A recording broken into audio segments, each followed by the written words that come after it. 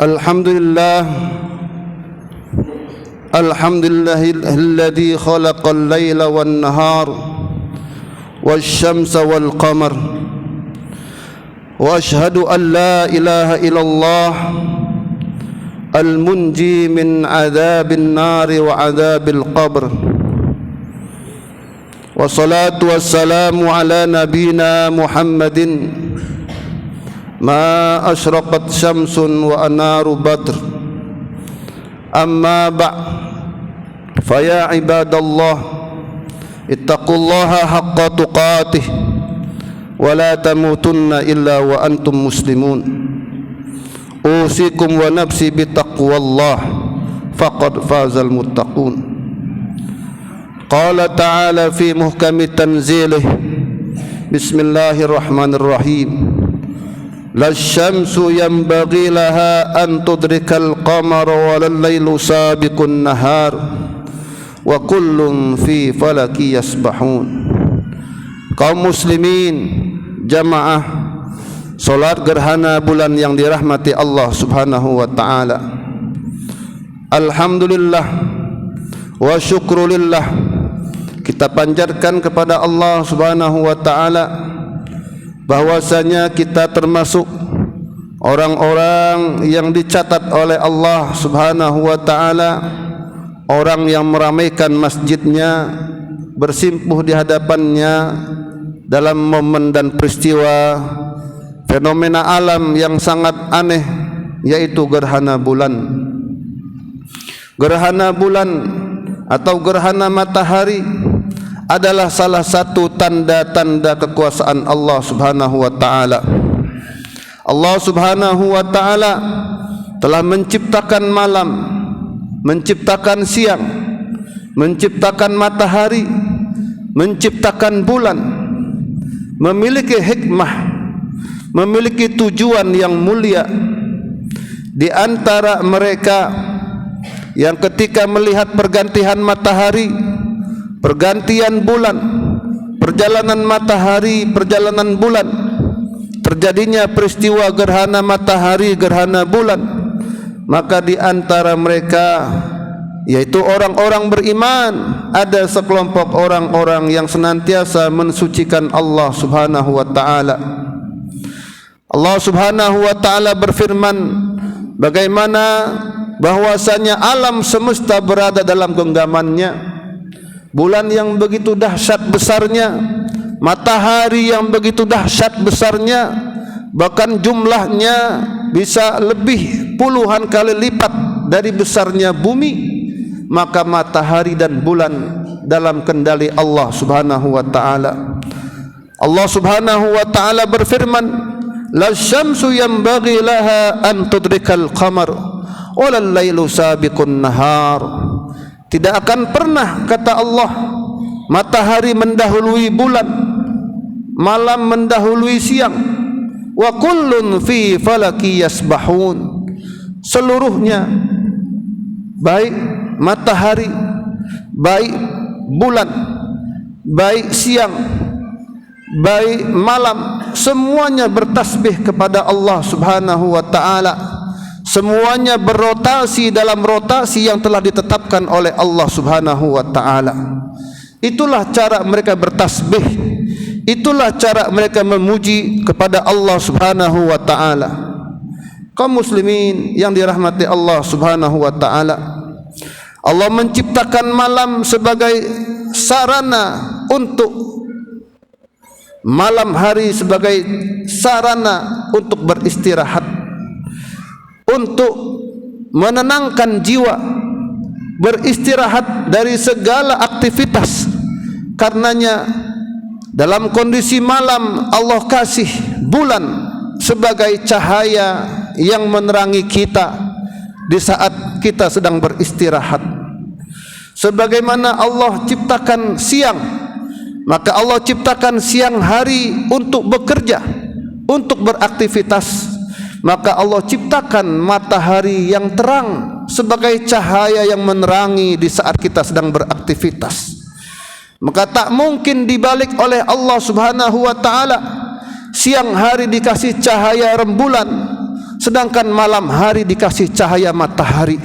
Tak mungkin Allah merubah hukumnya, sebab semuanya sudah berjalan sesuai ketentuan Allah Subhanahu wa taala.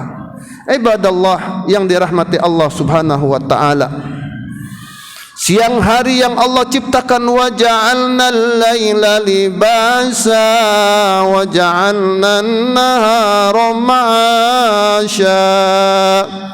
Wa ja'alna al-laila libasa, Allah berfirman, telah kami ciptakan malam sebagai tempat untuk menutupi, yaitu malam itu gelap, menutupi, libasa yang berarti untuk beristirahat. Wa ja'alna an-nahara ma'asha, dan kami jadikan siang hari untuk mencari penghidupan. Maka itulah hukum yang telah Allah terapkan hingga hari kiamat. Tidak mungkin malam mendahului siang, dan tak mungkin juga siang mendahului malam. Semuanya memiliki waktu, semuanya memiliki manfaat dan kegunaan yang telah Allah tetapkan.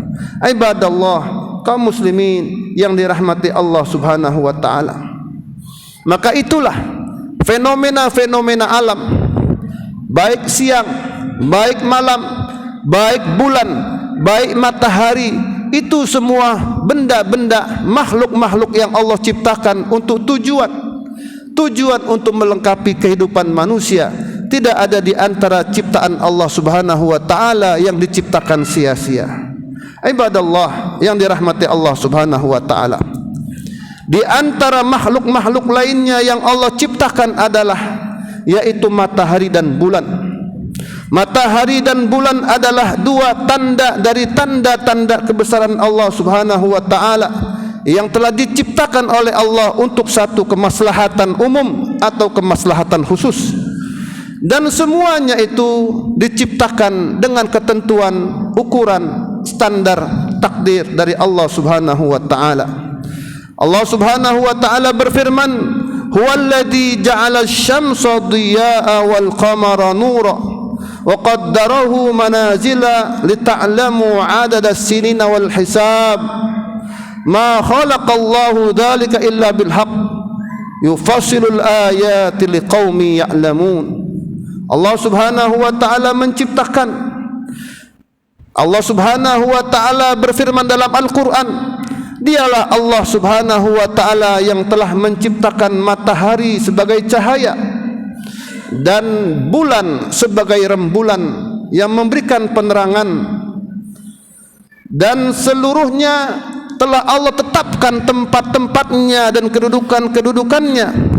Lita'lamu 'adadas sinina wal hisab, di antara manfaat matahari, manfaat bulan adalah agar kita mengetahui perhitungan hari, bulan dan tahun. Itulah di antara hikmah yang Allah ciptakan. Mengapa Allah menciptakan matahari, mengapa Allah menciptakan bulan. Dalam hal ini Imam Ibnu Katsir menjelaskan dalam tafsirnya bahwa matahari dan bulan adalah hitungan-hitungan waktu yang Allah perjalankan dengan hitungan yang detail, dengan hitungan yang telah ditentukan ukurannya, tidak akan berubah dan tidak akan mengalami kegoncangan. Bulan dan matahari sebagai perhitungan yang tepat, perhitungan yang tidak akan pernah meleset, yang itu semua bermanfaat untuk menghitung hari-hari, minggu-minggu, bulan-bulan dan tahun-tahun yang dimiliki oleh manusia. Ibadallah yang dirahmati Allah Subhanahu wa taala, dengan adanya matahari, dengan adanya bulan, maka Allah tentukan adanya musim panas, adanya musim hujan, adanya musim semi, adanya musim gugur. Itu semua dalam rangka untuk kemaslahatan manusia, untuk kemaslahatan makhluknya. Maka tidak ada ciptaan-ciptaan Allah Subhanahu wa taala yang diciptakan dengan sia-sia. Ibadallah yang dirahmati Allah Subhanahu wa taala, Imam Ibnu Sa'ad dalam tafsirnya, tafsir Sa'di, Imam Ibnu Sa'di dalam tafsirnya Taisir Kalamir Rahman fi Tafsir Kalamil Mannan menjelaskan bahwa matahari dan bulan husbana adalah Allah jadikan untuk alat menghitung. Dengan matahari dan bulan maka kita mengetahui waktu, mengetahui zaman, mengetahui hari, mengetahui minggu, mengetahui bulan, mengetahui tahun. Dan dengan matahari dan bulan kita mengetahui waktu-waktu sehingga dapat ditentukan, dapat dihitung waktu-waktu beribadah, dapat dihitung kapan pagi, kapan siang, kapan malam, kapan sore, dan dapat dihitung juga ukuran-ukuran waktu. Itulah di antara hikmah yang Allah ciptakan, mengapa Allah Subhanahu wa taala menciptakan matahari dan bulan. Ibadallah yang dirahmati Allah Subhanahu wa taala, di antara hikmah Allah Subhanahu wa taala lainnya adalah Allah Subhanahu wa taala menciptakan dalam dua tanda-tanda kebesarannya itu, yaitu matahari dan bulan.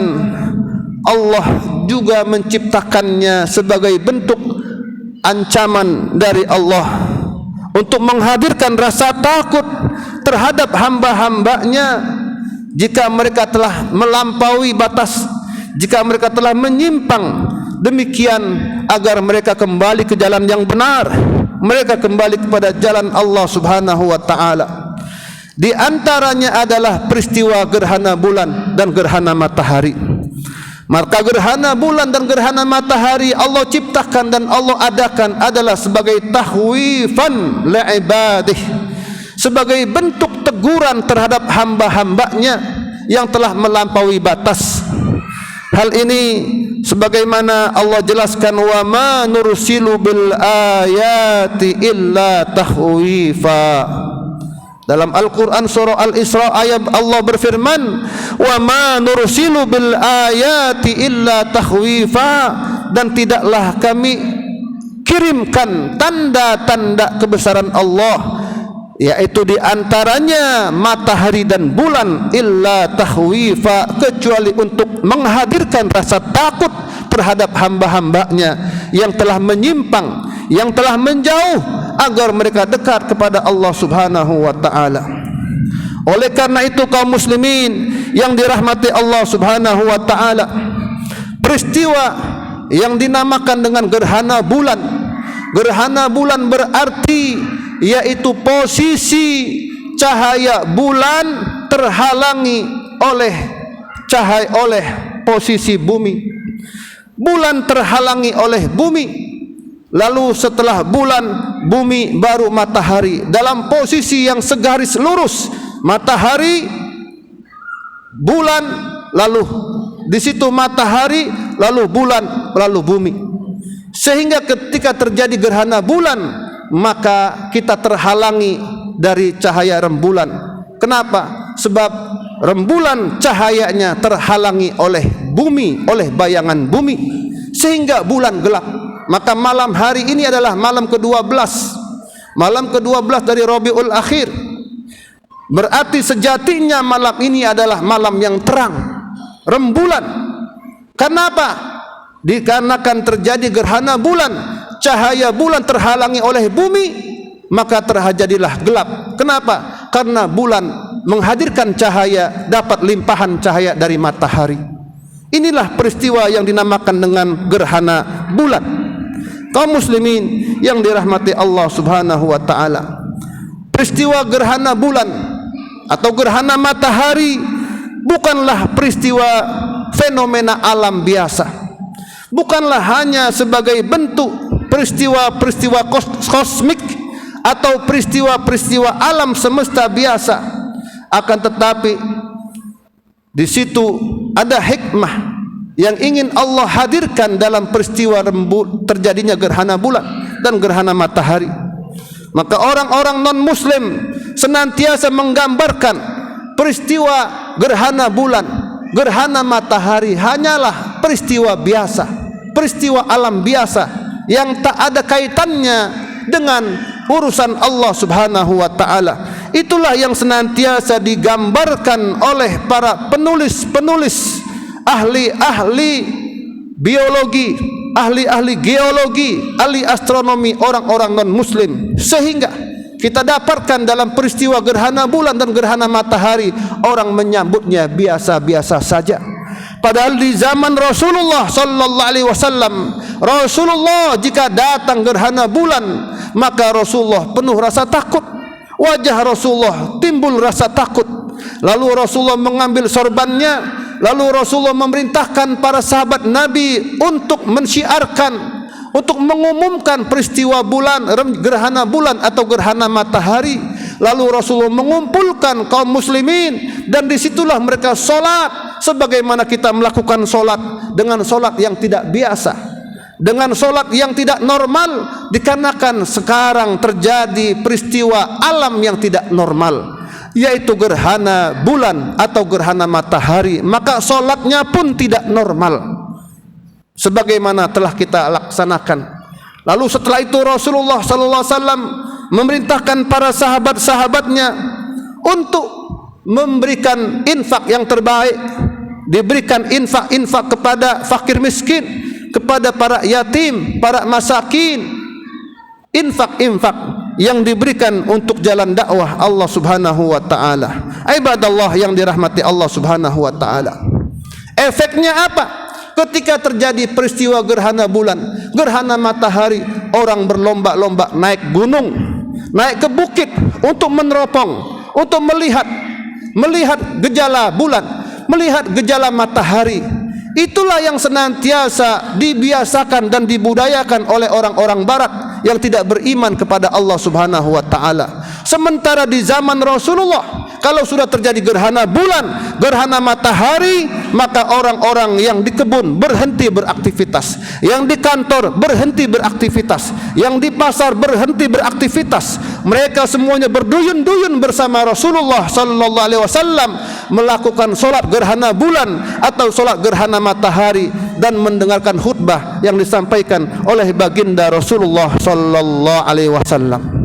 Maka pada hari ini kita telah mengembalikan posisi gerhana bulan kepada tempat yang sejatinya dan seharusnya, yaitu kita isi masjid, kita isi bumi-bumi Allah Subhanahu wa taala dengan beribadah, dengan berzikir, mendengarkan khutbah gerhana bulan atau gerhana matahari.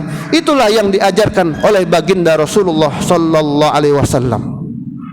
Kaum muslimin yang dirahmati Allah Subhanahu wa taala, peristiwa gerhana bulan atau gerhana matahari bukanlah disebabkan karena meninggalnya seseorang. Di saat itu baginda Rasul sallallahu alaihi wasallam, ketika pamannya Abu Talib meninggal dunia, maka tak lama setelah peristiwa wafatnya pamannya baginda Rasul yang bernama Abu Talib, maka terjadilah gerhana bulan atau gerhana matahari. Maka disitulah muncul persepsi di masyarakat bahwa terjadinya peristiwa gerhana bulan atau gerhana matahari disebabkan karena meninggalnya seseorang. Disitulah Rasulullah sallallahu alaihi wasallam menjelaskan bahwa terjadinya gerhana matahari, terjadinya gerhana bulan bukanlah karena meninggalnya seseorang atau lahirnya seseorang, tapi ia merupakan proses yang Allah hadirkan sebagai bentuk gejala alam semesta untuk dijadikan sebagai tanda kekuasaan Allah Subhanahu wa taala, bahwa alam matahari yang begitu dahsyat mampu dijalankan oleh Allah Subhanahu wa taala. Bulan yang begitu dahsyat mampu digerakkan oleh Allah Subhanahu wa taala. Bahkan dalam ayat yang lain, was-samawati matwiyatum biyaminih subhanahu wa ta'ala amma yusyrikun. Was-samawati matwiyatum biyaminih, kelak pada hari kiamat langit-langit akan dilipat, akan digulung dengan tangan Allah Subhanahu wa taala. Bayangkan kaum muslimin yang dirahmati Allah, bagaimana langit yang begitu dahsyat, langit yang maha luas, maka nanti pada hari kiamat langit itu akan dilipat dan digulung dengan tangan Allah Subhanahu wa taala. Subhanahu wa taala amma yusyrikun. Maha suci Allah dengan apa yang disekutukan oleh manusia-manusia selainnya, selain orang-orang yang beriman. Ibadallah yang dirahmati Allah Subhanahu wa taala. Terakhir, maka di antara peristiwa yang dapat kita petik dari gerhana matahari dan gerhana bulan adalah yang pertama, bahwa gerhana matahari atau gerhana bulan adalah salah satu tanda dari tanda-tanda maha kuasanya Allah, maha besarnya Allah Subhanahu wa taala. Untuk dengan peristiwa gerhana bulan, untuk Allah hadirkan rasa takut dalam dada orang-orang beriman, supaya mereka sadar dari penyimpangannya, supaya mereka sadar dari kesalahannya yang selama ini. Jika datang peristiwa gerhana matahari, gerhana bulan, mereka naik ke gunung membawa teleskop, maka mereka disadarkan supaya mereka takut kepada Allah Subhanahu wa taala, bahwa bulan dan matahari Allah hadirkan peristiwa gerhana bulan dan gerhana matahari untuk memunculkan rasa takut dalam dada manusia, supaya mereka kembali kepada Allah Subhanahu wa taala. Yang kedua, Allah Subhanahu wa taala juga memberikan pelajaran bahwasanya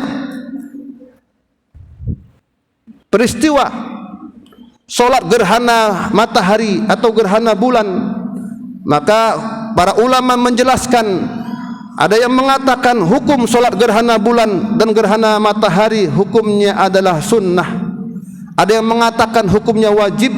Namun menurut pendapat yang terkuat yang dinyatakan oleh Imam Ibnul Qayyim Al-Jauziyah, bahwa hukumnya adalah sunnah muakkadah, yaitu sunnah yang sangat ditekankan oleh baginda Rasulullah sallallahu alaihi wasallam. Jarang sekali Rasulullah meninggalkan solat gerhana bulan atau solat gerhana matahari, dan inilah menurut pendapat mayoritas ulama. Ibadallah yang dirahmati Allah Subhanahu wa taala. Dalam hal ini yang ketiga, bahwa pendapat ulama mengatakan disunnahkan untuk solat gerhana matahari atau gerhana bulan, disunnahkan kita melakukan khutbah satu kali saja, dan itulah pendapat Imam Syafi'i, Imam Ishaq, dan menurut pendapat ulama-ulama hadisnya. Sementara ulama-ulama lainnya mengatakan bahwa Imam Al-Hanafi, juga Imam Maliki, Imam Hambali, bahwa dia mengatakan, mereka mengatakan di sana tidak ada khutbah. Namun pendapat yang kuat adalah disunnahkan dalam peristiwa gerhana bulan, gerhana matahari, disunnahkan adanya khutbah, yaitu sebagai peringatan kepada kaum muslimin atas peristiwa alam semesta kaum muslimin. Yang terakhir, di antara hikmah yang dapat dipetik dalam peristiwa gerhana bulan, gerhana matahari adalah, yaitu kita dianjurkan untuk bersegera taubat kepada Allah Subhanahu wa taala. Baginda Rasul jika datang gerhana bulan, gerhana matahari, maka wajahnya pucat. Rasulullah takut, jangan-jangan ini adalah hari kiamat, jangan-jangan ini adalah akhir dari kehidupan. Bagaimana kalau seandainya rembulan tak lagi mengeluarkan cahayanya? Bagaimana jika seandainya matahari tak lagi mengeluarkan cahayanya? Maka dalam hitungan beberapa puluh menit saja kita sudah ketakutan. Bagaimana kalau seandainya berminggu-minggu, berbulan-bulan tidak muncul matahari, tidak muncul bulan? Maka kita semua tentunya akan merasa takut. Yang terakhir, kaum muslimin yang dirahmati Allah Subhanahu wa taala, dengan peristiwa gerhana matahari, gerhana bulan adalah sebagai peringatan, sebagai warning dari Allah Subhanahu wa taala agar kita senantiasa ingat kepada Allah, menjauhi segala dosa, menjauhi maksiat, sebab maksiat dan dosa merupakan sumber malapetaka dan penyebab binasanya umat-umat terdahulu. Oleh karena itu kaum muslimin yang dirahmati Allah Subhanahu wa taala, terakhir maka khatib menyampaikan, marilah tradisi semacam ini meramaikan bumi-bumi Allah rumah-rumah Allah Subhanahu wa taala dengan melaksanakan solat dan mendengarkan khutbah kita jadikan tradisi yang sekarang ini alhamdulillah telah mulai diramaikan oleh generasi-generasi muda. Sementara kita dahulu jarang mengetahui peristiwa solat gerhana matahari, gerhana bulan. Tentunya ini adalah fenomena yang baik, tradisi yang baik, menghidupkan sunnah Rasulullah sallallahu alaihi wasallam, mendapatkan pahala yang kedudukannya seperti pahala orang yang mati syahid. Ibadallah, semoga bermanfaat. Allah jadikan ibadah kita pada malam hari ini sebagai amal pemberat timbangan kita kelak pada hari kiamat. Amin ya rabbal alamin. Ibadallah, innallaha ya'muru bil 'adli wal ihsan wa ita'il qurba wa yanha 'anil fahsya'i wal munkari wal baghi ya'idukum la'allakum tadhakkarun fadhkurullaha al-'azim yadhkurkum washkuruhu 'ala ni'amihi yazidkum was'alu min fadlihi yu'tikum wa la dzikrullahi akbar. Wassalamu alaikum warahmatullahi wabarakatuh.